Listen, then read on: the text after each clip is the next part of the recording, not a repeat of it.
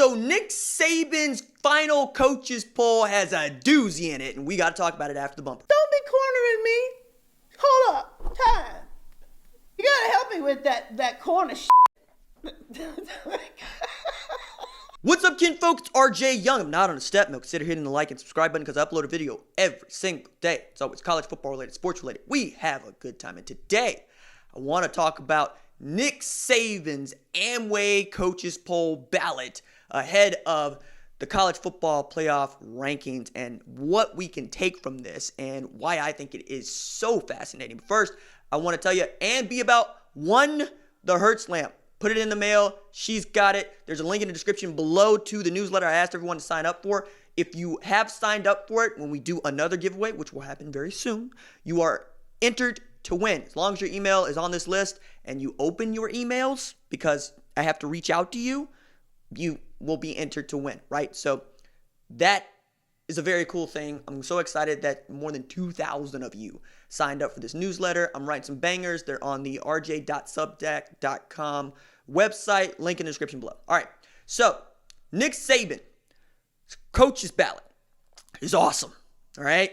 At number 1, he's got LSU. At number 2, he's got Ohio State. Number 3, he's got Clemson. At number 4, Oklahoma. All right. So I did not expect an SEC coach to give, any kind of credit to a Big 12 conference foe, especially one that he dominated last year in the Orange Bowl. Yes, Oklahoma beat them in the 2013 Sugar Bowl, but it's been Nick Saban's world for the past decade, and we've all just been living in it. It seems like now it's about to be Dabo Swinney's world, but we'll just see how that goes in the Fiesta Bowl, and I have more to say about that. I also want to just give it up to Nick Saban on this because he knew what everybody else knew, which was, hey, they are the one-loss conference champion. We already know who the top tier is. We get it. 1, 2, 3, in whatever order you want to put them in. Ohio State has an argument as they played 12 straight FBS opponents. 4 of those opponents played in conference title games. 2 of them won conference title games. They played back-to-back-to-back top 25 competition to end the season. Just an outstanding run by Ohio State, who has a chance to go down in history. It's one of the best college football teams ever. They have 2 guys that are going to the Heisman ceremony, and Justin Fields and Chase Young. I really wish that we could talk about that a little bit more because, well, we will. The reason I think that this is important is because the Heisman ballot only has 3 spots on it, right? So that means that J.K. Dobbins and Chuba Hubbard, who I think are both worthy candidates to be at least invited to this ceremony and be talked about in this way, were left off, I think, because they're not 5 spots, right? It's kind of like this college football playoff thing. There are people that are on the Heisman committee that only want the 3 spots, don't want to expand it, don't want to dilute the pool. And there are those of us like me that think, hey, this is college football, right? These kids only have this one time in their lives when they can be recognized in this manner, in this way. Whatever happens in their pro careers happens in their pro careers. I mean, we can talk about how many Heisman Trophy winners are just flameouts when they get invited to selected into the league. I just think that this would have been a great time to have 3 tailbacks invited to this thing, knowing you're probably going to end up giving the award to Joe Burrow, even as Chase Young is the best player in college football. I know there's a lot of people that take a lot from what Jalen Hurts has done this year, and he's been outstanding, right? And I think that Nick Saban also knows that's his quarterback, or was his quarterback at Oklahoma, so that makes it a little bit easier to rank Oklahoma at 4. What I thought was most interesting about this is that he ranked Alabama at 5 and Georgia at 6. All right, so to unpack that, right, we get it. Alabama has 2 losses, one to an undefeated number 1 team in the country, and the other to what many people believe is the best 3-loss team in the entire country in, yes, Auburn, right? I also understand that Georgia managed to win its division, the SEC East, and get to the SEC championship game, which is what you would want to say about Alabama, but you can't because the SEC West is just loaded, right? We get it. LSU, Auburn, Alabama.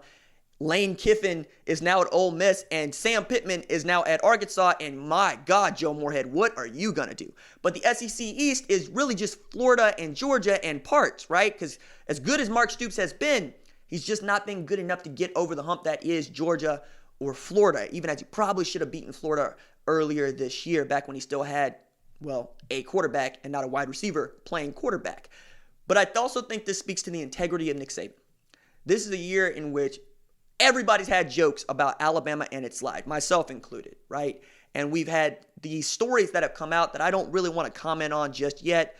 I'll just wait on folks to sort out what's going on over there at Alabama in regard to Josh Frazier and whatnot, okay?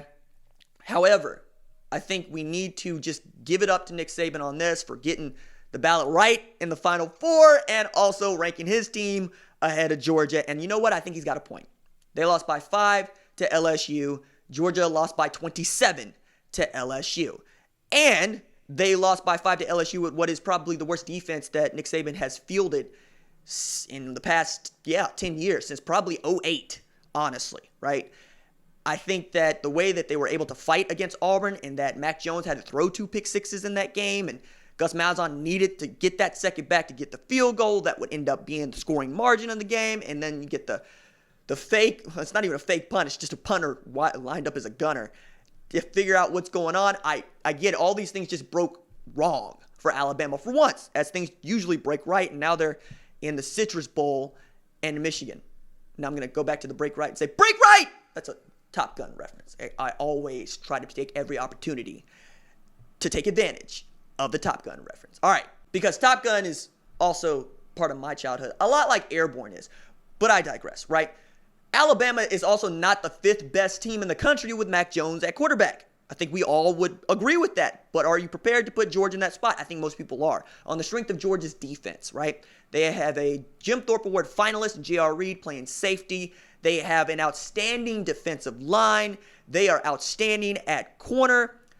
If they ever decide to, modernize their offense, perhaps they could be on the level of LSU and Alabama. Instead, we have Kirby Smart committed to what he says is complementary football. We got to run the ball. We got to play defense, to which I understand. That is part of the DNA of Georgia football, is to run the ball. As a matter of fact, when I was down there at Sanford Stadium for the Notre Dame game, they have hats and shirts that say run the damn ball all across them. That is their identity. It needs to change. I don't know if James Coley is the guy to implement this strategy. I don't know that you can really ask him to do something he's not comfortable doing. You might need to just go get you a different coordinator. I do know this, though. You got George Pickens out there who has a chance to be really great. I know Dominic Blaylock, is lost to the season and probably for the next 9 months with an ACL injury, but you do have other wide receivers that continue to come in. You just don't use them. Really, you just don't use them. And you lost out on the best tight end prospect in the entire country, and for the past 3 years, honestly, to LSU, because you don't throw the ball to tight ends, man.